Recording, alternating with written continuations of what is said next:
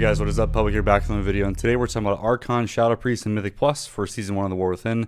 There's been quite a lot of changes since I've last made the past couple videos, so I'm just kind of wrap everything up and kind of go over how to play Archon if that's the spec you want to choose inside of Mythic Plus, when it makes sense, when it might not, go over talents and rotation, all that good stuff. Let's dive in. Alright, so if you didn't know, Shadow Priest has two hero talents that you have access to, Archon or Voidweaver.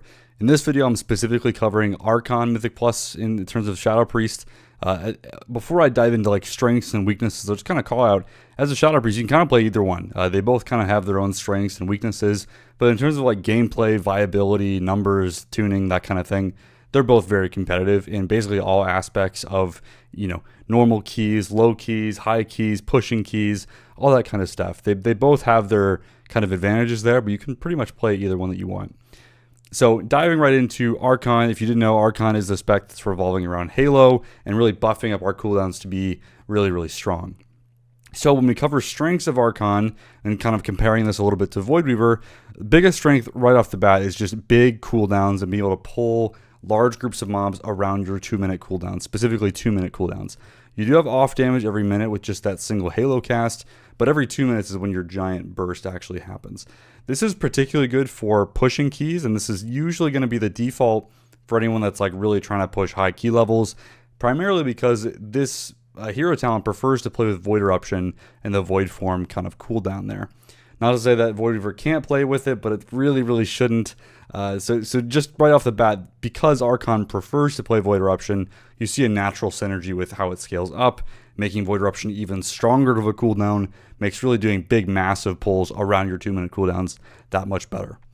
This also means you can kind of help sustain dots more on these pulls just by getting access to Void Bolt and that kind of thing, which is really nice. In terms of utility, I will just kind of mention as an Archon, you do get access to an extra 5% stamina, which is nice as you're pushing up high keys.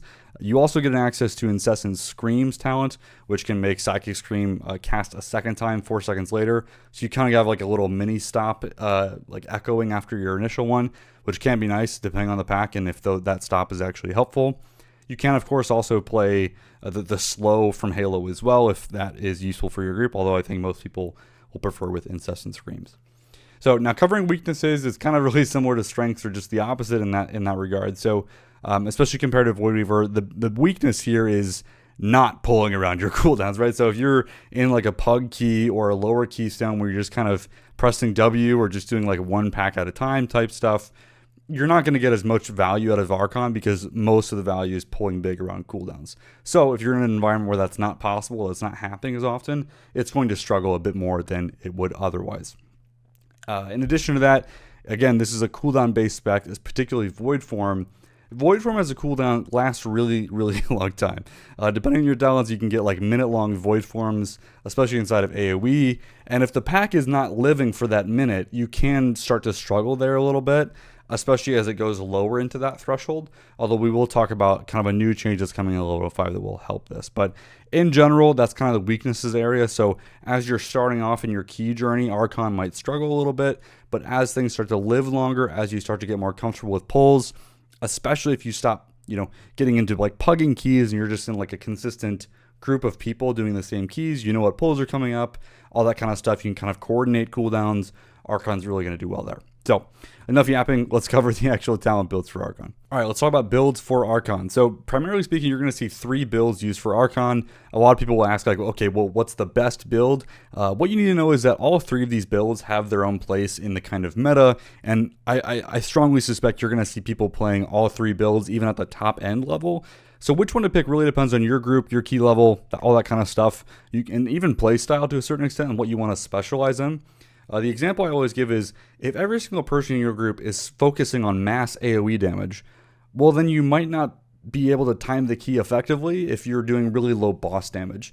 So it kind of needs to be a balance, right? Like you might see someone that's speccing into full AoE do more overall at the end of the dungeon, but in terms of a group composition, it's usually helpful to have a couple people that are specializing more in boss damage because, as you know, as you push up in the key level, Tyrannical is active all the time, or if it is just a Tyrannical week and it's a low key, same kind of premise applies, although opposite with Fortified weeks as well. So just something to keep in mind as you're pushing through groups is knowing which build makes sense for what you're looking for, and I'll try to call out when that makes sense for you here. All right, now before I dive into these builds, I will note before we get into the things, for the most part, the hero talents are going to stay the same across all three of these builds. And there is a change that I want to mention, kind of call out now. I'm hoping that this guide stays relevant as the course of the season goes on. And one big change is coming in patch 1105, which is going to be happening later this month, is they're making a change to sustain potency for Archon specifically. This has pretty big implications for Mythic Plus in particular, where what it's going to add is, if you're out of combat or stunned and Void Form or Dark Ascension is active, it actually pauses the duration for up to 20 seconds. I've already done a video on that. If you haven't seen it, please check that out. But with this change, Sustained Potency is likely going to remain the go-to talent for builds. So Icy Veins in the build guides will probably still be recommending Energy Compression, but once the patch actually swaps, I will suggest to go to Sustained Potency by default. Now, what this means is between packs where normally Void Form would be ticking down if the key level is too low or packs are dying too quickly, that will actually be able to carry over into the next pack for a total of up to 20 seconds saved per cast of the actual cooldown. So this is really, really nice, and I suspect this is going to be a huge quality of life change for anyone playing Archon, particularly in the lower key levels, where I think you'll get good value to this. Now, before this, the default being Energy Compression, you can still take this if you'd like. It is going to do more halo damage and healing, so that is kind of nicer, again, in the lower key environments in particular. Again, as you scale up in key level, Sustained Potency was already going to be really, really strong, because if the packs are able to live long enough and you're pulling more around your cooldowns, you're going to get more value out of that. So just want to call that out. You'll probably see that these will transition over the next couple weeks, but if you're watching this and it's already patch 1105, which is the kind of anniversary patch, just know that Sustained Potency is likely going to be the preferred option for most people playing Archon, Shadow Priest, and Mythic Plus. Okay, so there are three builds. This first one is called the Hybrid build. I'm starting with this one because it kind of weird calling it hybrid, starting with it, but the Hybrid build is really focusing as much as possible as doing really, really solid overall damage and kind of mixing our single target and AoE. Knowing that Tyrannical and Fortified are both active once you get to a high enough key level, you do need to do good boss damage and good AoE damage, and this is the build that's really accomplishing that for us. The big, kind of difference here with this and the kind of more AoE builds is Insidious Ire and the kind of single target talents around this, and also Mastermind. So Insidious Ire, these guys are just a ginormous boost to damage inside of single target. They're not useless on AoE, but there are other options in AoE there. So we choose to take this. Doesn't really affect our playstyle very much, but it does mean you should do very competitive boss damage with this build, more so than others. TLDR, thing to know there, you're still taking Shadow Crash, still taking Void Eruption, Mind Flay is still in the build, all that kind of stuff. You're only using two idols, Idol of N'Zoth and Idol of Cthulhu. So N'Zoth is the kind of staple Mythic Plus one. Cthulhu is just you take this all the time idol. Now, transitioning out of Hybrid build into the triple idol build, this is the other option you'll probably see people running. Main difference here, we're dropping Mastermind, we're dropping Ire, so losing that single target damage more than anything, but we're picking up Idol of Yogg-Saron. Yogg-Saron is a great scaling talent. It does really well as you add targets, and it does scale well with our stats as well. And it's just great AoE damage into this kind of classic triple idol build where you take N'Zoth, Yogg, and Cthulhu. Now, again, the downsides with this kind of a build are the single target is going to be lacking on this build, but the idea is when you're at a high enough key level, you're pulling enough trash to be able to make up for this. And in fact, you might be seeing this already if you're watching people stream Shadow Priest in high keys, where they're actually pulling packs onto the boss. So in those cases, if you're not doing as much pure single target for a higher percentage of the key, you're doing a lot of pulling packs on bosses, that kind of thing, when you're really pushing for title and those kinds of things where timing is tight. Well, then going mass AoE can just make sense. Just depends on what level of priority target damage that you want. You are losing a little bit of that priority target compared to the hybrid build, but again, that's still kind of a strength of Shadow in general. Now, the last one is easily going to be the one that's going to be the rarest as far as I'm concerned, and this is the single target plus Shadow Crash build. This is basically the raid cleave build that we take for 60-70% of raid fights. If you're in a case where you absolutely need as much single target as possible, that's why this build exists. For the most part, you're not going to see people running this to do massive dungeon overall. But if for whatever reason, you're playing with 2 Frost DKs or something crazy where they're just doing massive amounts of AoE and the group just really desperately needs single target damage, that's what this build is for. You're never going to basically ever top overall with this kind of a build. Mostly, you're dropping N'Zoth, you don't have screams, that kind of thing. But you're going to do the best single target damage that you possibly can as Archon, while also having Shadow Crash, knowing that, taking Shadow Crash is a single target DPS loss by itself. But anyways, these are the 3 builds to check out. Again, you're kind of choosing which one you need based on how much single target you need. So if you're really pushing AoE, Triple Idol's great. If you want to do as much single target as you can go single target plus Shadow Crash. But for most people, as like the default, start with the hybrid build, which is N'Zoth Cthulhu. Start with this guy, and you can always add AoE if you need it, or add single target if you need it with the single target Shadow Crash build. So that is talent builds for Archon, Shadow Priest, and Mythic Plus. The last thing I want to mention for talents before we move on is the fact that we are taking a DPS loss by taking this many points in our top section. This is recommended by default because we want to take Silence for the utility and Mental Fortitude for the defensive value. If you're in a position where you don't need Silence, or you feel like you don't need the defensive value, this is pretty much going to be in like only lower keys, or if your healer is a shaman and can interrupt, or you have like a prop paladin that's really good with interrupts, maybe you can drop Silence. But honestly, I think dropping either one of these in most keys for people is just kind of troll, and not something that I would suggest. So all these builds take that by default. But if you're in a spot where you wanted to drop it for something else, you absolutely could to pick up more damage, whether it's a point in Mind Devour, Mending Touch, Phantasmal. You basically throw it anywhere in this kind of middle section and get like about 1 to 2% more damage. All right, from the rotation perspective, I'm going to try out something a little different. I have done a little bit of this in the past, but I'm just going to kind of show you a recent clip from a pull that went pretty well. I definitely could have played it a little bit better, but you can kind of see what a more challenging pull might look like as an Archon. So if we go ahead and play this, this is inside of Arachar after the first boss. You can see here, this one's a little challenging because you are pulling it a little spread out. So see, the pack is kind of starting with these mobs, and I'm immediately starting off before I do anything else. I was starting off there by just dotting up enemies. If we rewind just a little bit, again, your focus here is as the pull is gathering up, you're really just kind of focusing on getting as many vampiric touches out as possible here. So you can see as soon as the pull is, I'm in a good enough spot positionally, kind of pause for a second and just start casting my vampiric touch.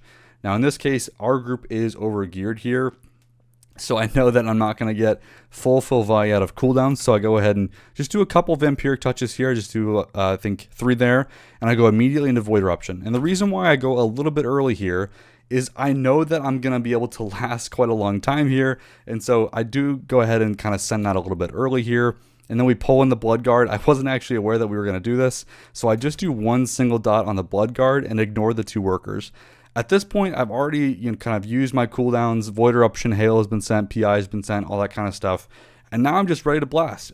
Even though I don't have those last 2 blood workers dotted, it's okay. They don't have that much health, and just kind of how the pull went. And we're just going to kind of go for it. So here you just kind of use your kind of priority list as normal within the guide if you haven't seen it. Really prioritizing getting off the big cooldown spells and making sure you're spending your Mind Flay Insanities. And you're really just letting the rotation play itself from here as you get things to cast. And more or less trying not to waste anything, and also making sure that you focus on the priority target, which in case you see there, died really quickly. And with this kind of pull, even as it's being gathered, it's only going to end up lasting for about 50 seconds, give or take. So definitely on the shorter end of things. You can see here I still had about 8 seconds left of Void Eruption, which is crazy. I am playing with Sustained Potency here, so I am getting a bit more duration out of this. So if this was 11:05, this duration would actually be paused at this point because we'll drop combat. But this just kind of gives you an example. Again, didn't play it super perfectly, but you can see you can still kind of salvage that as long as you get your dots rolling, and really just sending your stuff as soon as you can just does a really good job. All right, giving you another example here, kind of similar to the last one, but in some ways I want to just kind of set this up a little bit better for you, to show you how it works on a different pull. In this one, I know that I can set up ahead of time and have good positioning, so I'm not wasting time running while I'm trying to, actually get in position before the mobs actually are settled in. With this pull here, we're actually going to do a double here after the first boss inside of Stone Vault and pull this pack all the way over to the other side here. This is actually a great example because I know that I have time to dot all of these. And I will say, before we actually dive into this is going to be super overkill. But just kind of showing you what this might look like. You say I have a 40 stack Spy Masters, I have my potion, everything's ready, and we're just going to blast here. I wasn't able to use all this on the boss just because I hadn't had enough time to stack it up yet, and so we're just going to blast this pack instead. But you can see here, we start off, I immediately fade, and then I start Vampiric Touching. I need the fade here to reduce how much threat that I'm actually generating. I fall off the threat table for the duration here. We're playing with the Demon Hunter tank. The initial threat isn't going to be great here. So I know that I need the fade, and I'm going to manually cast Vampiric Touch on all of these mobs and just get my dots rolling here to get the pull actually started. Now, after this last Vampiric Touch, I know that I'm just going to use Shadow Crash for the rest of the mobs. It's going to cover them just fine. So the first thing that I'm doing is I'm actually looking for my priority target mob. In this case, this is going to be the Voidbound Despoiler. It's the thing that has the most health. This is what I'm going to be tunneling into. With this group, I'm actually running with the Sin Rogue. He's going to be doing the exact same thing, and you're going to see this mob just get melted. But I know that it's not going to live that long, because I know we're about to blast the crap out of it. So with that being said, after I've dotted these guys, I actually take a shortcut here and go right into my Void Eruption just to get my damage started on this pull. And with that, I'm going to lob the Shadow Crash after I get into my cooldowns. Again, I'm only doing this because I know it's going to be a short pack. If it was going to be a bit longer, you could afford to Shadow Crash and then kind of take the opener a bit slower. But I wanted to show you this example just to show you that it is okay to short circuit that a little bit if you know how quick something is going to die. And you're just going to kind of feel this out as you practice more and play more. So we play this out. We Void Eruption, Shadow Crash, Halo, get everything dotted, good to go. At this point, all of my dots are out. I've used that first Void Bolt, sitting very low on the damage meter because we've just been setting up to this point. But now what I'm going to do is I'm going to use Devouring Plague and go right into Spymaster's Void Torrent. Getting that Void Torrent on is really nice early on. Again, depending on how long the pack is, you could consider skipping it. But in and of itself, does quite a lot of damage, especially with Psychic Link factored on top of it. So you see we go ahead and Devouring Plague, Spymaster's Void Torrent, and just slam the crap out of this pull. At this point, I've already climbed way up the damage meter here. And at this point, you're just kind of going to be using your Mind Flay Insanity, Death Speaker procs, Devouring Plagues as much as you can.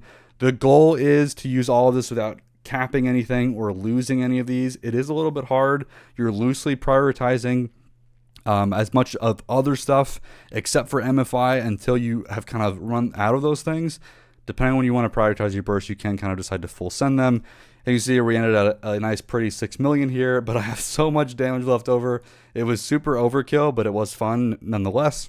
If this was 1105, now that I've dropped combat, that kind of extra 13 seconds of Void Form would get paused here, and then you get to kind of carry that over to the next pack. I was playing with Sustained Potency here for the increased boss damage, which you can't absolutely do until 1105 if you want as well. Just note that this is going to be pretty normal, where you end the pack and it's still very overkill with all of your cooldowns and your bursts. Again, just know that's going to happen depending on what you're doing. In this case, we are super overgeared for this 10 and could have gone a lot higher, but just wanted to show you what I had footage for this week's affixes. So hopefully this was helpful. If you want kind of a more in-depth priority list and just kind of seeing what I pulled on their press in this pack wasn't good enough, Icy Veins Written Guide goes into full depth with all of this stuff in the priority list. So check that out if you haven't already. All right, next up, let's cover stats and kind of gearing for Archon before we close out the video. So generally speaking, stat priority for Shadow Priest is still, you like Haste and Mastery as your top two stats. The kind of big shift from Archon when it comes to Raid versus Mythic Plus is that you're shifting from Mastery being the kind of best stat that you care about to then becoming basically equal. So in raiding, you typically are going to stack more Mastery than Haste in terms of raiding percentages, that kind of thing. But in Mythic Plus, we shift this over and you try to keep them more even as possible. Now, Mastery is still going to do really, really strong burst value when you have full cooldowns and everything else, but Haste really kind of picks up where there's more movement. They're talking about downtime between packs and kind of doing more damage outside of your cooldowns to kind of bring up your overall, bring up the average. So for most people, I would suggest either kind of keeping the raid kind of stats more or less as okay if you're really able to pull around your cooldowns, but for most people, kind of trying to keep them a bit more even can net you better overall for most people, but usually not really that big of a deal. This is just a minor optimization. As long as you're stacking Haste and Mastery, in general, you're going to be pretty okay. And you really only need about 3,000 to 4,000 crit when we're talking about overall damage inside of a key. You do not need that much crit for these builds at all. Don't really worry about it. I will also mention, if you are playing the triple idol build with Yogg Saron, that one is, leaning even a bit more towards Haste with all the other things that are scaling that. So you could consider even leaning stronger into that, depending if you're playing triple idol versus hybrid, taking Yogg or not. So that's the kind of general gist when it comes to stat priority. The last thing I want to cover in this video before we kind of close off is just kind of gearing and trinkets. I've seen a lot of questions about this, and it can be kind of confusing looking online, especially at what other Shadow Priests are playing. When it comes to trinkets, when it comes to gearing, it's going to be pretty solid, strictly what we're going to play. you want to use Spy Master's Web from like the raid drop trinket. It's super strong. You basically use this guy with like full cooldowns, full stacks on like a really big important burst pack. Typically for me, this is just going to end up being used on if I have Bloodlust with a trash pack or with a really important boss fight, and that's usually when I use it. Keep in mind your stacks reset when you die, so it can be a little tough in that kind of environment, but we're hoping not to die in Mythic Plus, so that shouldn't be a problem. And basically, you're going to pair that with some other passive trinket. There are so many good options this season, the big ones being Arakara Sack Brood, Gale of Shadows, Changeling's really good, Empowering Crystal's really good. Any of those are great options to pair with Spy Masters. The other kind of honorable mention trinket that I will mention is Aberrant Spellforge, which is also a raid drop trinket. This guy is really good if you are able to effectively chain pull. What it basically does is you use the trinket, I think, up to 5 stacks, and then you can stop using the trinket, and then it'll just periodically be empowering your Mind Blast spell. And at full stacks, you get a little bit of a haste buff every time that you get that you consume the empowerment. And the stacks do not drop when you drop combat. So as long as you're able to chain within like I think 15 or 16 seconds in between packs, you keep your stacks for the whole dungeon. So this just makes it a really, really strong passive trinket after using it for the first 4 or 5 minutes of the dungeon. And then you can theoretically keep your stacks for the rest of the dungeon. Now, obviously, like heavy RP dungeons like Dawnbreaker and that kind of thing, you're going to drop stacks with this all the time. And it wouldn't be suggested in that kind of environment or that key. But otherwise, it can be really, really strong if you can chain it throughout the dungeon. But you have plenty of other really good passive options as well to pair with your Spy Masters, ideally. So, okay, that is all that we have for this video. Thank you so much for watching. Hopefully, this taught you something about playing Archon. We have more videos coming out soon to go over Voidweaver and then also similar stuff for Raid. So if there's something that I missed in this and you want to see me cover in a future video, please let me know. But hopefully, this gets you through Season 1 on your Shadow Priest. Thanks for watching. Catch you next time.